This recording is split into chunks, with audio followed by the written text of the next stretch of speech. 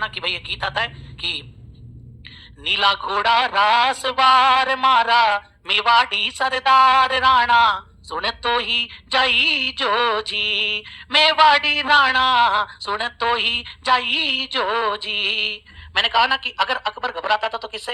महाराणा प्रताप। तो कहते हैं कि राणा थारी डकाल सुनकर अकबर धूजो जाए, राणा थारी डकाल सुनकर अकबर धूजो जाए, हल्दी घाटी रंगी खून सो नालो बहतो जाए, ओ चाली मेवाड़ी तलवार बह गया खुनारा खंगार, राणा सुन तो ही जाई जो जी मेवाड़ी राणा सुन तो ही जाई जो जी।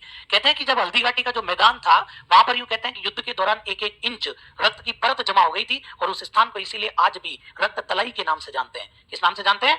रक्त तलाई के नाम से। और जैसे ही युद्ध का प्रारंभ हुआ तो हमारे जो महाराणा प्रताप थे उन्होंने युद्ध के लिए सबसे सही जो आपके स्थान चुना था वो छापामार युद्ध पद्धति का प्रयोग किया। तो एक पहाड़ी क्षेत्र को चुना और उस पहाड़ी क्षेत्र में भी एक दर्रा था जिसमें से एक व्यक्ति निकल सकता है। तो ये मुगल सैनिक जैसे इधर आएंगे तो एक ही तो आएगा, मार दो।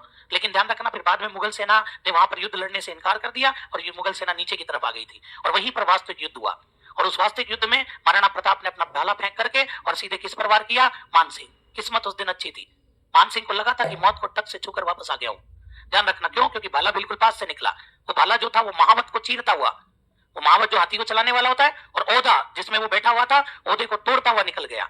आज भी वो भाला यूं कहते हैं कि अपने सिटी पैलेस के अंदर रखा हुआ है, उदयपुर का जो सिटी पैलेस है उसमें रखा हुआ है। और ये सारा पराक्रम महाराणा प्रताप के साथ चेतक ने भी किया।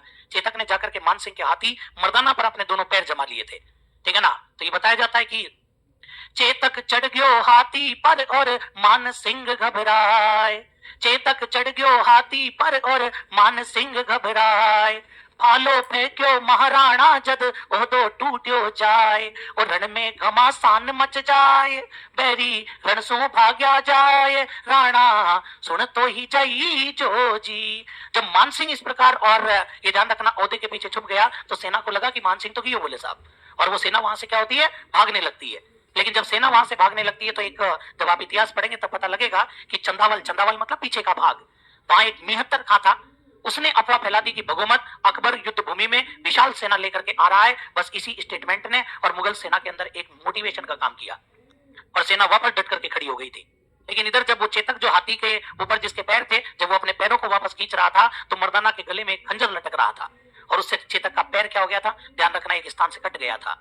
तो चेतक जो पराक्रम दिखाना चाहता था वो नहीं दिखा पा रहा था। इस दृश्य को मुगल सैनिकों ने देख लिया और मुगल सैनिक